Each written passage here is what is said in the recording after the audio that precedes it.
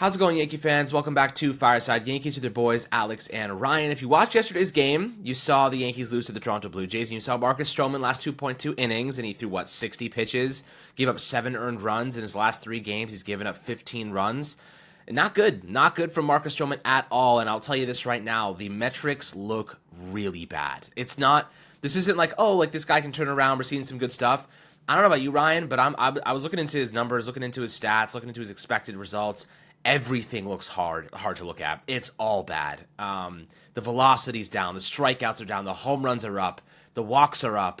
This is not the same pitcher that we saw last year. This is not the same pitcher we've seen for the last 5-6 years. This is a different version. This is the old version of Marcus Stroman. This is the old age version of Marcus Stroman. The regression has been swift. The regression has been fast. He doesn't seem to be injured. This is problematic for the Yankees. They have him under contract for next year.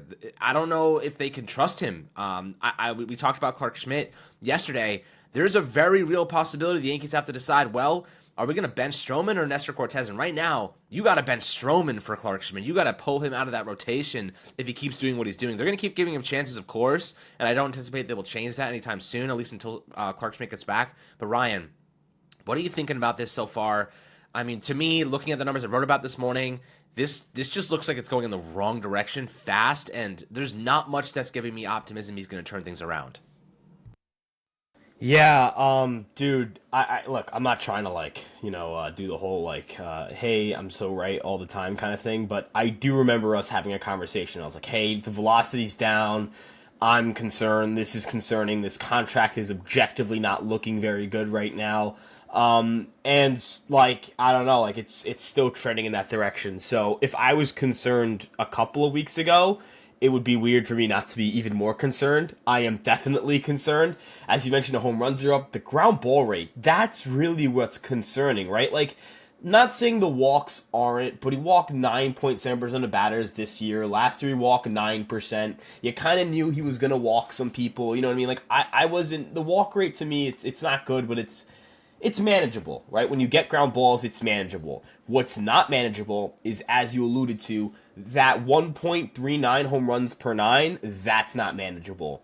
That 17.1% strikeout rate, see, there are pitchers who are good at one thing.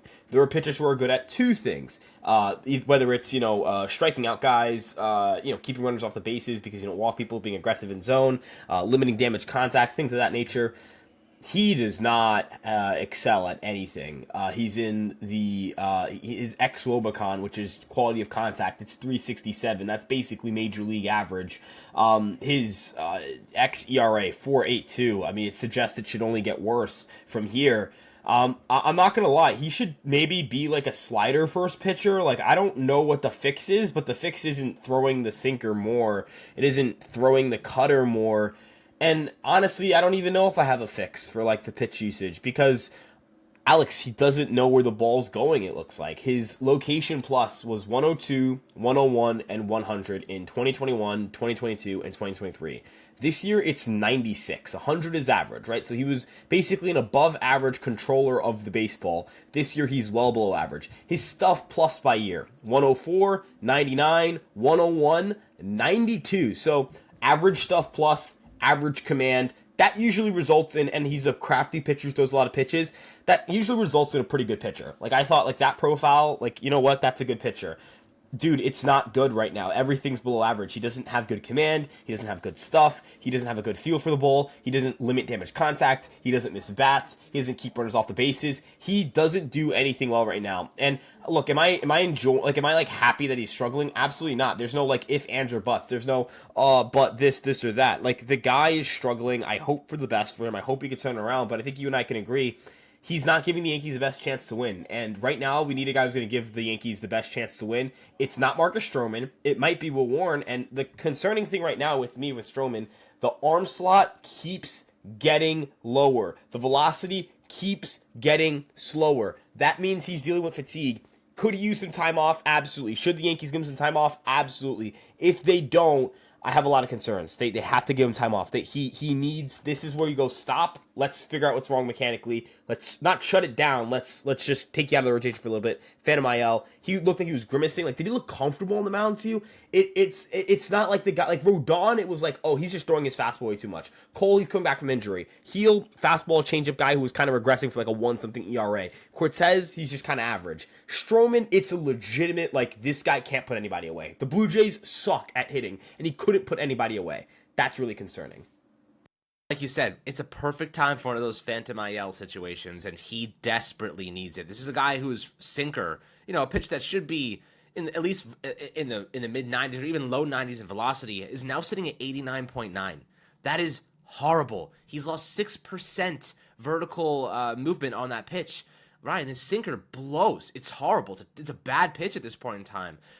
Looking at his percentiles, it's bad, man. He ranks the 4th percentile in fastball velocity, 35th percentile in average exit velocity, 20th percentile in whiff rate. He's not creating whiffs. He's not creating chases.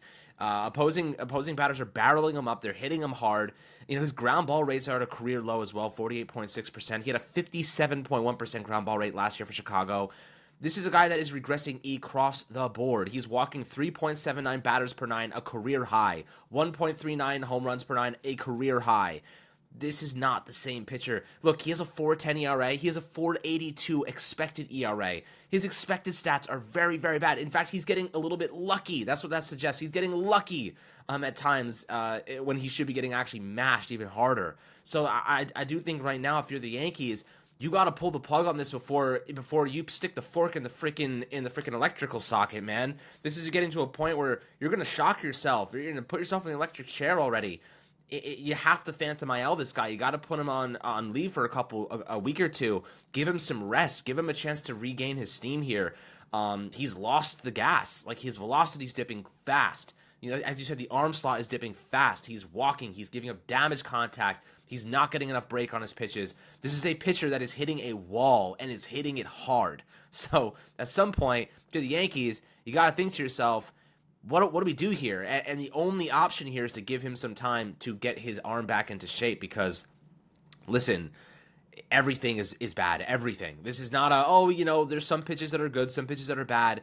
Across the board, he's experiencing significant regression. Look, his last 3 starts have been horrible. Not even competent, but we're talking unplayable. If they don't give him rest now, when the playoffs roll around in October, he's not going to be able to even factor into the equation. He's going to be riding the entire bench, the entire postseason, watching from the sideline. That is what he's going to be doing.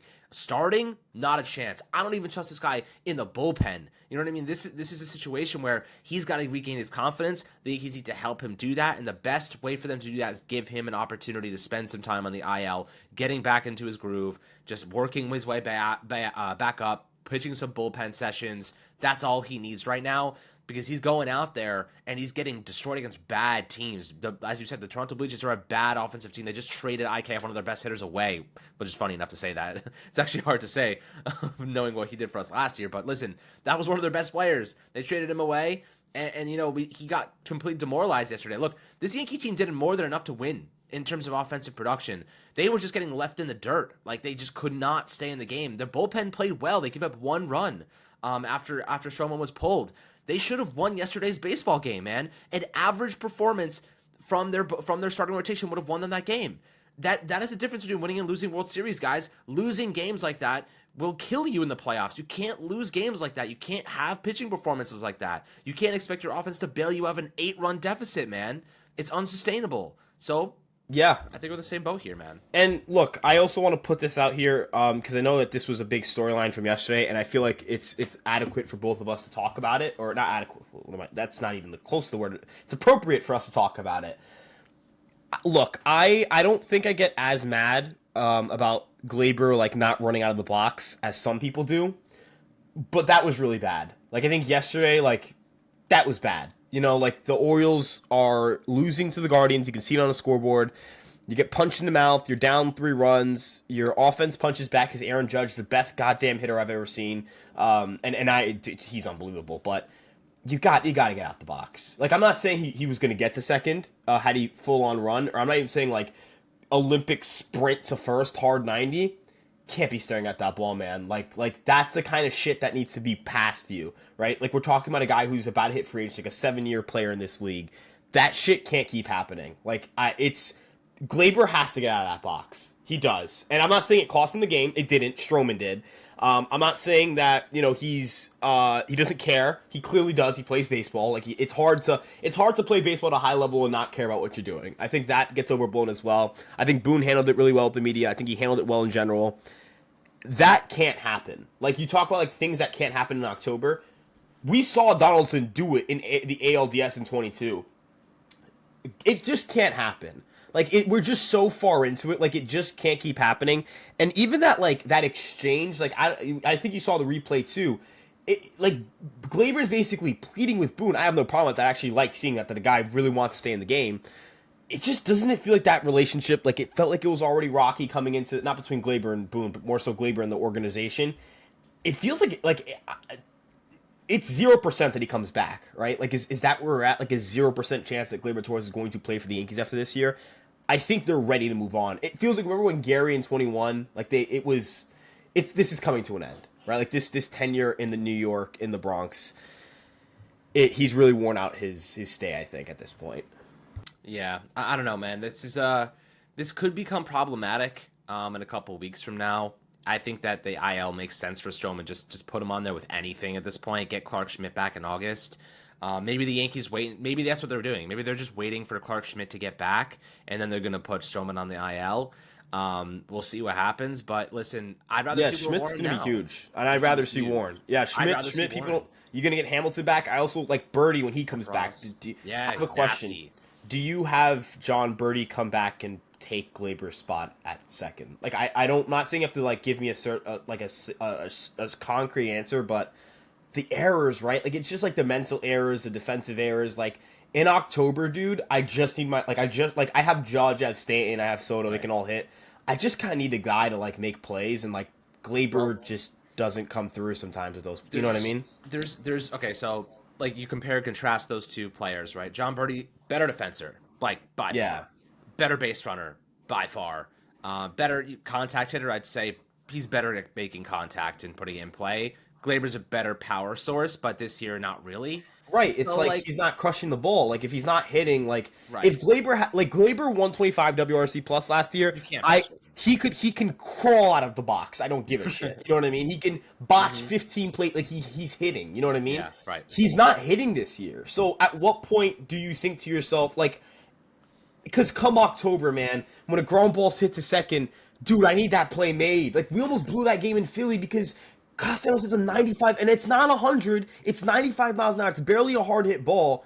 It's right at him. You got to make that play. You got to run out the box. These are little things, man. They matter. They matter. Velocity, dude. This guy has almost 5,000 innings at second base. 5,000 innings at second base. He should not be making boneheaded errors. He has a career low 965 fielding percentage this year. -7 DRS. -7, bro. Jesus Christ. With -3 outs above average. Dude, it's just like, it feels like the errors are becoming like both the mental and defensive. Yeah. When's the last time Gleyber Torres has played I'm not saying hit well, just fundamentally strong game from 1 to 9? It's been a long time. Since the All-Star break. I'll play a card from your book right now and say that if the Yankees are afraid of benching a player for a better option, they don't deserve to win a World Series. Right. I mean, it's not like we're not talking about a superstar here in John Birdie. We're talking about a guy who like plays defense, right. He's actually elite in two areas, defensively and running the bases. He's elite in those two places. It's just rough because like come October, like if he gets disrupted by like trade talks, what's gonna happen in the postseason, right? Dude, he's gone. Red Sox, the finale of that game makes an error. The blowout against Philly made an error, and Yoanji Gomez had to throw like 10, 20, 15 more pitches because of it. The other game, the second game of that series, he made an error, I believe. Yes, he did make an error. Or was it a base? It was an error of some capacity. He did make an error in that game. And then the third game... It was one where there was a double play and he hesitated. Right. That happened. Then in the and then he also made a routine one too. I know he made a routine one because I remember saying you can't get him on about that play, and then he made a really bad play after. And then in the final game of that series, it was that play that Castellanos, like the ball's hit right at him, he can't come up with it. And in the first game, like we're talking about 6 games. What is that? Five games in a row. You lose playoff games because it's like that. We're talking 5 games in a row with a dumbass mistake. A dumbass mistake. Not a damn, that's a tough baseball play. A Credit dumb to as shit Boone mistake. for finally Yeah. doing something. Finally. And like he does not bench guys mid-game. We have never seen him He do he that. tries to be lenient. He He's a had supportive to. guy. He just, He but had he, to. you know, it feels like with Gleyber at this point, we're sitting here, we're talking about like these errors that like they're gonna add up in the Lapse in postseason. judgment. And Gleyber doesn't see it. Like you're gonna tell me Gleyber says whatever I did, dude. Like, look, I think Gleyber's a good guy, good clubhouse guy, but wake up, man. I will You're say, walking out of the box. I'm Hustle. not gonna pick apart his personal words because I know it's not his native language English, so I don't know how well versed. Like I'm not sure how well versed he is in the language. I can't speak on that. I don't know Gleyber personally, but I do agree. Like it's just like I think you and I agree. Like we will take the errors if we're hitting. We'll take like we know you can't be a perfect player. We've been so vocally supportive about Gleyber for really until like what the last few months where it's just kind of been not good enough. So you know, I think as a whole, this team has clearly got a lot of really good pieces. The bullpen really held it down after Stroman came out, which is encouraging. And Yel De La Sanz had a strong debut. Jake Cousins, I mean, I don't know where they found this guy, but he rocks. The offense, hey, they put up 5 runs, and Gosman usually kills them. So they just need to find a way to kind of play a complete game. They just need a better start, and they need Gleyber to wake up, or they need to find. Yeah, man. John Birdie country. Let's ride. Listen, I'm fully in support at this point of considering, and look, they're not going to do this. But Gleyber's gone after this year. Like he is not coming back. If they bring him back, I'm gonna be like, why did you even get? I mean, Jazz could play third base, but like he should be at second. Like you know, John Birdie, look, he's gonna run the bases well. He's gonna hustle. He's gonna play good defense, and those two things in a playoff situation are essential. You can't make mistakes in the playoffs. Discipline is essential. If he's making good contact, he's had a pretty solid average before he got hurt. If he can get back into the groove here. I just don't see how Gleyber's on this team. And yeah, look, if he's hitting the occasional home run, great, but he's not. It's more than occasional now. I mean, how many homers does he really have on this season already? What does he have? 9? If he has 9, he's 10. Volpe he has 10 has 10 homers home this runs. season. Like Volpe has 10 home runs. And he has 4 in his last like 2 weeks. What makes Volpe, like I wrote about this, but like what makes Volpe such a good player is that like yes, the offense, like we're not sure the hitter he is, but we know he's a great defender, and yeah, exactly. Like if he's your 8 hitter, and again, like if Birdie's your 9 hitter, he's your 8 hitter. We have like no problems with Volpe, and that's why Birdie actually makes a lot of sense. We have no problems with Volpe, and that's the exact logic you should apply. It's kind of like with like Ben Rice. Like Ben Rice, the 1 hitter might be a problem, but Ben Rice, the 8 hitter, Ben Rice, the 7 hitter, fucking rocks. That kind of thing. So yeah, you know, interestingly, I was writing about Volpe this morning. His numbers, batting 6th or lower, don't dip below a 276 average. Is that crazy? I don't know what it is. And he's starting to swing a lot harder, too. I know I put an article out about it. I've been kind of like tracking it. Mike Petriolo of MLB.com, he put out something about it, too. The Yankees, it's really encouraging to see like guys like Wells make adjustments in season, Volpe make adjustments in season. Rice, I feel like he's starting to find like he's gotten a little hot lately. These young players are really it's going to be it's going to be a fun part of this team moving forward. And hopefully I really would love to see Will Warren make some starts. I feel like I was very impressed. I was very impressed with Jason. I completely forgot about Jason. I was very impressed with Warren in Philly. We'll see how one bad pitch to find it. Yeah, and it was like just over the fence. Hanging slider. Yeah. Like, did you see the video? I think Sam sent it to us. The one of Alec Boehm like getting pissed because yeah. Alec Boehm can lick my balls. How about that? I'm sorry. Will Warren was throwing some high heat and getting swings. Will Warren's a friend of the podcast. There's no shot I'm letting Alec Boehm talk shit about him without firing back. Will Warren, we're your dogs. Alec Boehm. It's on. You got 0-3. I hate that shitty, man. I hate Philly so much. Yeah, no, me too. I mean, listen, Will Warren's got good stuff. He just when he throws with confidence, guys got it. Guys got some good quality. You just need guys with good stuff. There's a lot of similarities to Michael King. That might be an article. That I feel like that's more of a that. This is we're just having a conversation that like we would just have either before or after a podcast. But like that's people appreciate. Yeah, this is going to be an article. Expect an article on this, folks. But yeah.